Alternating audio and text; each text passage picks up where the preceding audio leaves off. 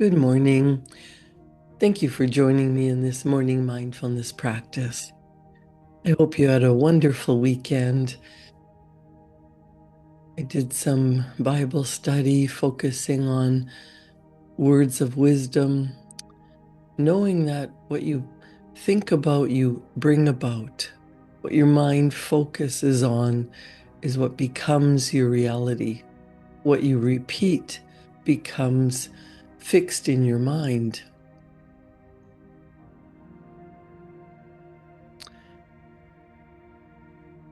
If you're focused on the best, you start to notice the best. You start to receive the best.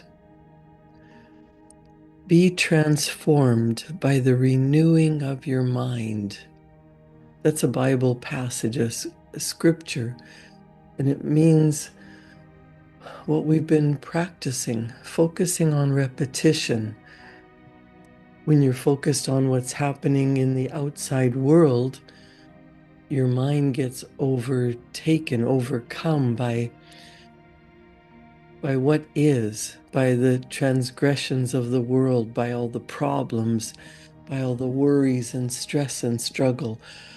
When you focus on the good, on gratitude, on joy, on what you prefer, that changes the way your mind works. It changes the neural synapses in your brain.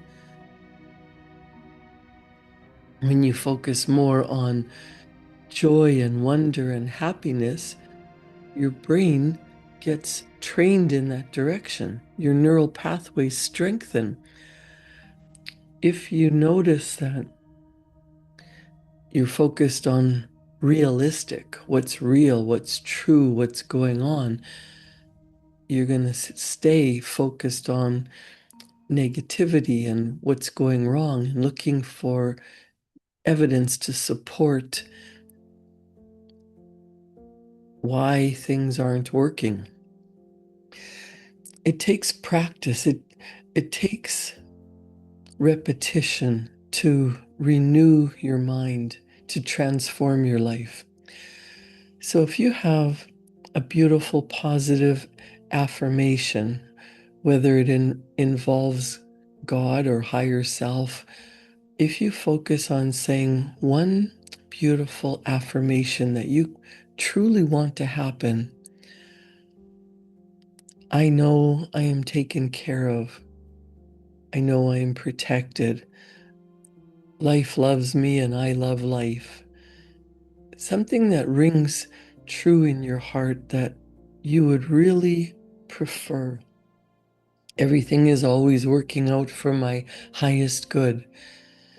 If you have an affirmation that you would want to become your life, and you say that every single day, for the first 7 days, it might sound like a lie. It might sound, oh, that would be nice, but it's not happening. Say it for another 7 days. After 14 days, you're starting to bring up some resistance. You might resent or not believe or think nothing's working, but that's the neural pathways in your brain starting to move, starting to encode the information, but your deeply held beliefs in your subconscious mind will be fighting it because that's not who you are. That's not the past. It's not what you're used to. And keep going. After 30 days, you might believe it. Maybe nothing changes physically, but you start to believe that maybe this is possible. Maybe anything is possible for me. Maybe I can be lifted out of sadness and darkness into the light. Maybe I can be lifted out of poverty and scarcity. Maybe I really am worthwhile, worthy of love. Maybe I really could start that new business. Whatever you want, you can't just think of it once in a while with deep emotion. The consistency really matters. Daily practice. And there's some days you're not going to want to add emotion. The more you do this, the more you practice it, the more you stay consistent. It's just like going to the gym every day. If you go for 3 days and then, oh, nothing's changing, and you give up and you go back to laying on the couch watching TV, of course nothing's going to change. You're going to go in the opposite direction of what you want. Consistent repetition of what you do want will make the small changes. Like drops of water coming out of a faucet. If you put the plug in the drain, a couple of drops isn't going to matter. But drop after drop, pretty soon the sink is overflowing. That's the same when you go to the gym consistently to work on your muscles. They will build up over repeated use, continually going to the gym and practicing.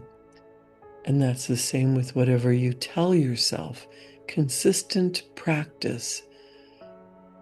Telling yourself beautiful ideas that you want to happen in your life will happen with practice, with consistent, repeated rehearsal.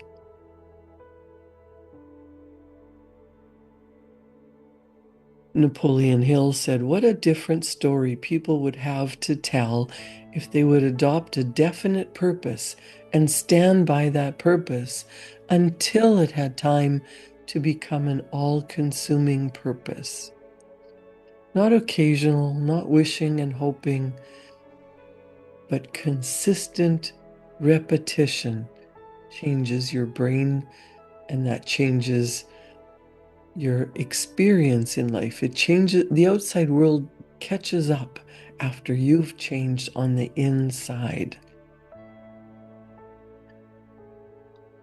Bob Proctor teaches that you must have a definite purpose that guides your ambitions, a vision, a goal. And he wrote a lesson worth sharing called Purpose, Visions, and Goals.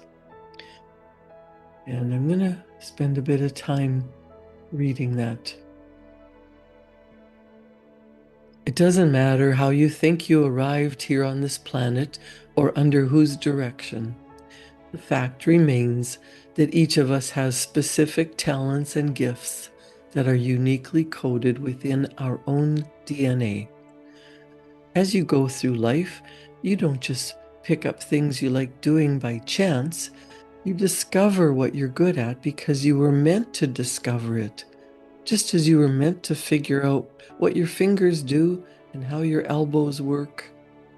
Your unique gifts are hardwired into your system just as surely as your lungs are given their blueprint to breathe. And it's from these specific gifts and talents that you are able to define and determine your definite purpose, the reason why you're here. What's in you cannot be found in another living human being. In fact, it's quite possible that what you bring to the table hasn't been duplicated ever since time began. If you fail to determine your definite purpose, everything else is wrong. It's like working with a broken compass. You may think you're going north, but you're not. You're not sure which direction you're heading, so you just wander aimlessly. Without your purpose identified firmly in your mind, you will wander through life, never quite feeling that you're in the flow.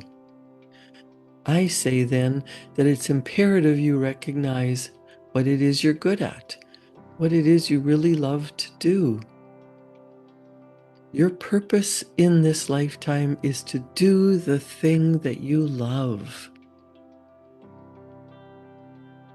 People will tell you they already know what they're good at and what they love to do most, but they'll never earn money doing it.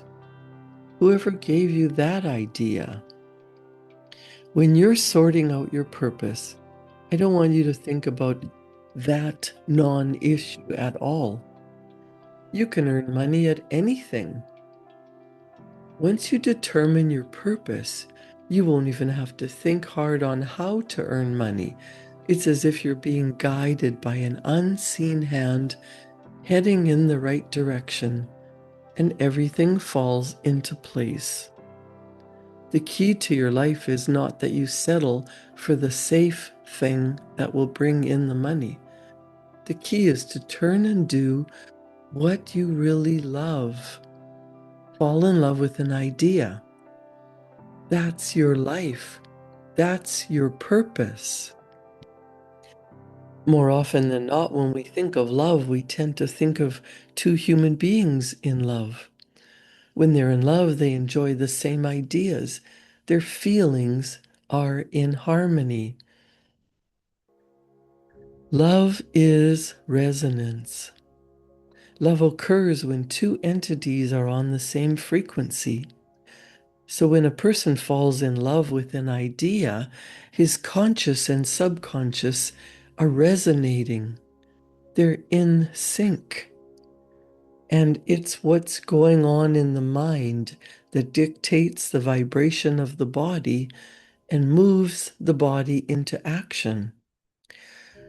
So you must first allow yourself to fall in love with an idea. Bob Proctor always asked, "What is it you really love to do? What do you really want?" Maybe you take a moment, grab a pen and paper, and write down, what do I really want? What would I love? What do I really, really want? And whatever answer comes to you, write it down. When you're in a calm space, when you're hooked up to your higher self, when you're tapped into the energy of the universe, when you are in a loving, divine space of connected to God energy, to source, you know what you really want, what your heart desires. You're in a beautiful space, feeling that energy instead of automatically going for the, oh, I don't know how it could happen. I don't know how to do that, so I can't. Or, well, that'll never happen. Instead of allowing any negativity, any messages against what you want, any reasons or excuses why it can't happen, allow yourself to get in harmony with the universe, in sync, your conscious and subconscious mind falling in love with an idea. It doesn't matter how much it costs. It doesn't matter how long it will take. It doesn't matter that you don't know how to do it. What matters is, what would you love? That's why Bob Proctor always said, well, what do you really want? Write it down. See if you can come to a conclusion, a decision, a beautiful idea that you would love more than anything. And just take a moment to write it down. Right now, it might be a wish, it might be a vision that you're holding in your heart. Turn it into a goal. Write it down. What do you really want?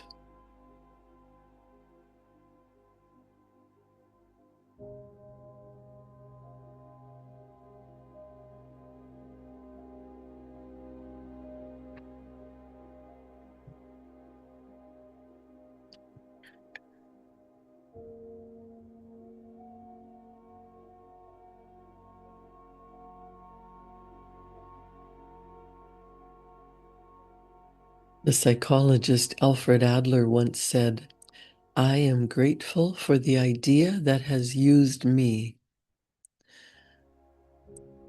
When you fall in love with an idea, it guides you. You don't guide it anymore. The idea guides you. But you have to be in love with it. It has to be a passion project. It has to be something that you desire so much that it doesn't matter if anyone says you're crazy. It doesn't matter if you don't know how to do it.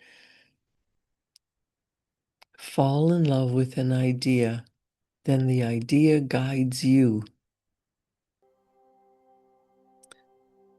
In Bob Proctor's Lessons Worth Sharing, he said,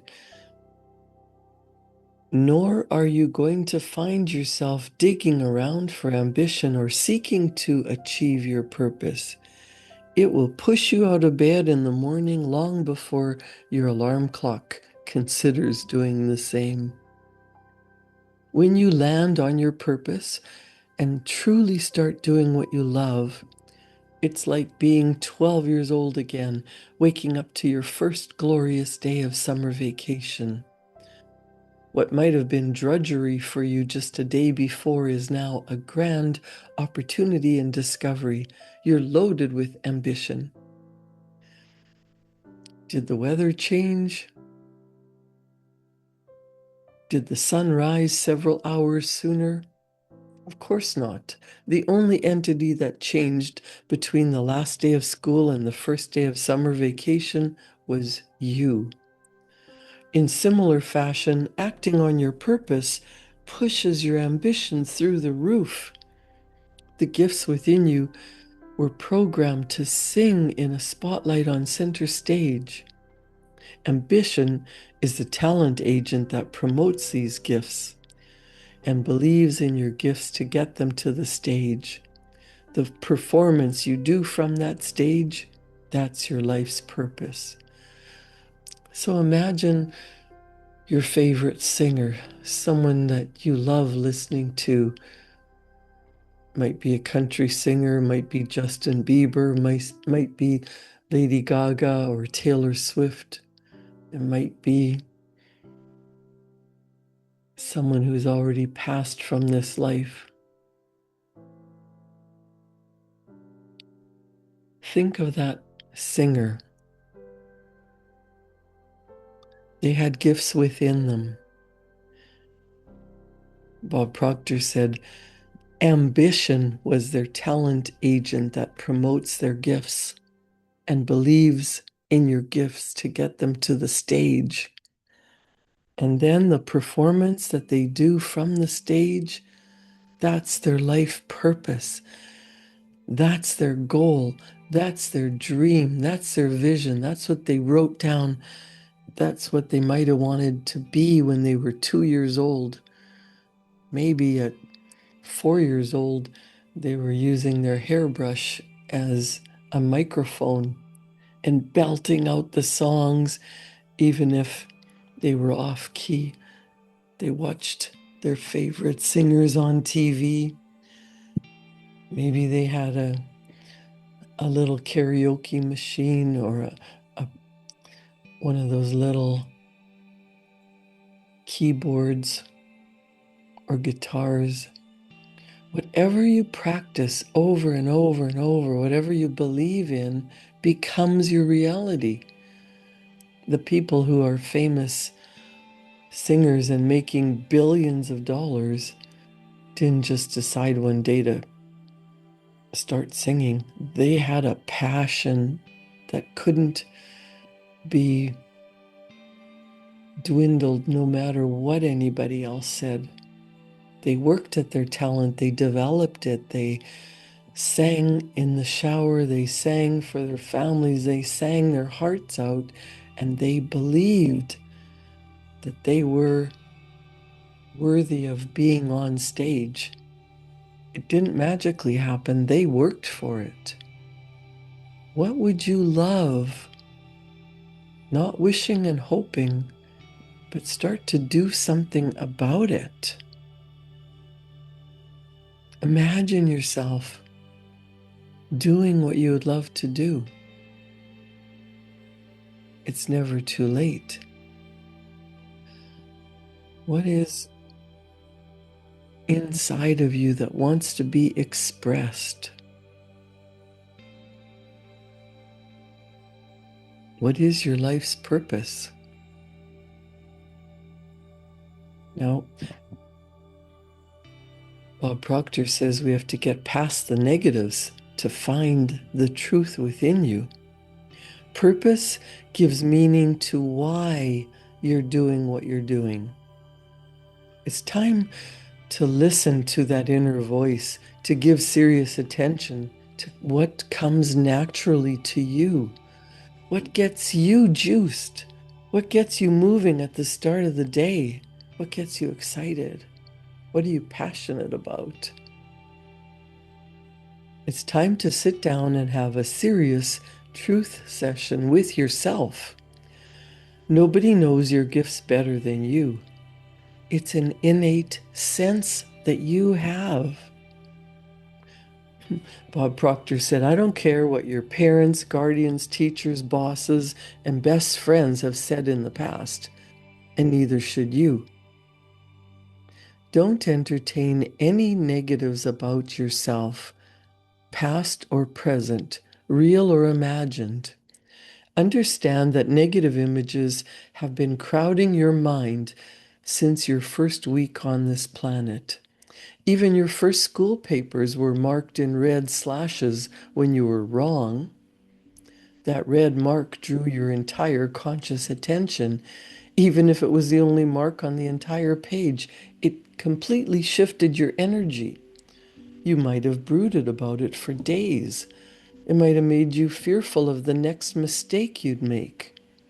In many cases, it's this ongoing conscious attention on negativity and failure that keeps people from making any kind of different directional move in their lives.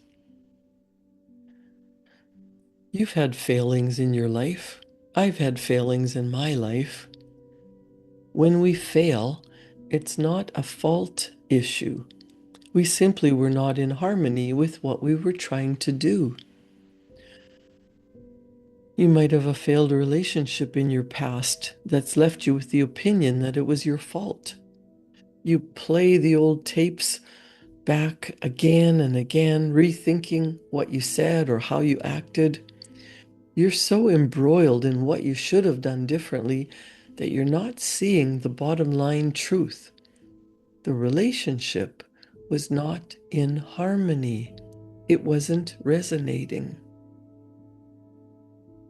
You might have failed in school. How can you get straight A's with something that you're not in harmony with? When Bob Proctor was in grade school, he said he was bored to tears. He said, I didn't pay any attention and I didn't get very good marks. Because I didn't get good marks in grade school, I expected the same, and my teachers expected the same when I got into high school.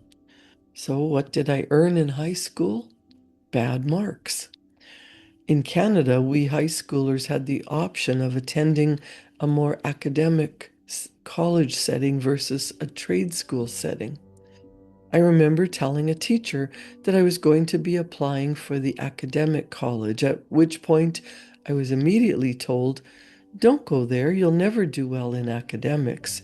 Go to the trade school instead. See, the masses of people are obsessed with conformity rather than creativity.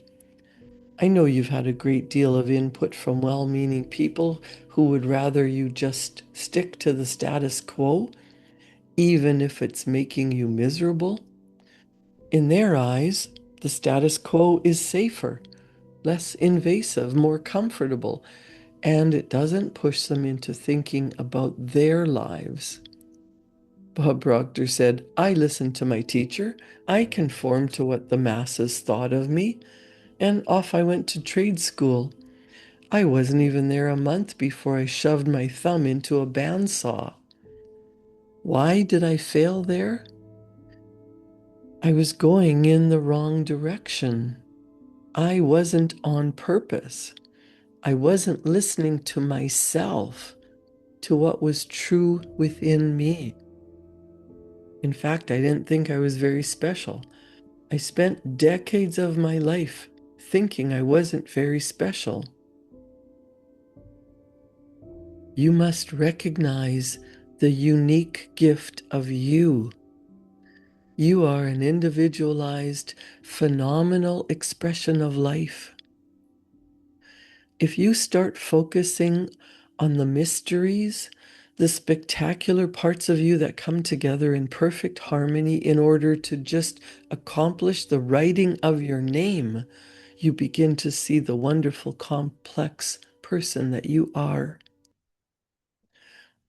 Add to that the ability to paint in oil, put a car's engine together, program computer systems that make thousands of people's lives easier, play the piano without looking at a note, add and subtract reams of numbers, speak from a platform, match a person's hairstyle to their personality and lifestyle, fashion chairs and tables from a log of wood. Put to paper a blueprint in your mind that becomes an architectural masterpiece. And you begin to discover the absolute awesome uniqueness that resides only within you. What makes you unique? You're not on this planet to live someone else's dream. What do you love to do? What do you really want? Take the time to write what's in your heart. You have an idea in your conscious mind, a picture of something that you want more than anything. Maybe it's a material item, a luxury item, a trip, an experience, a love life, purposeful work. What do you really want? Write it down. Get into the feeling. What would it do for you? What would it mean to you? Why do you want it so badly? And how do you feel if it was yours today? If you had your dream goal right now, how would that feel? Write about it. Tell me a story about how wonderful life is now that your goal has been accomplished.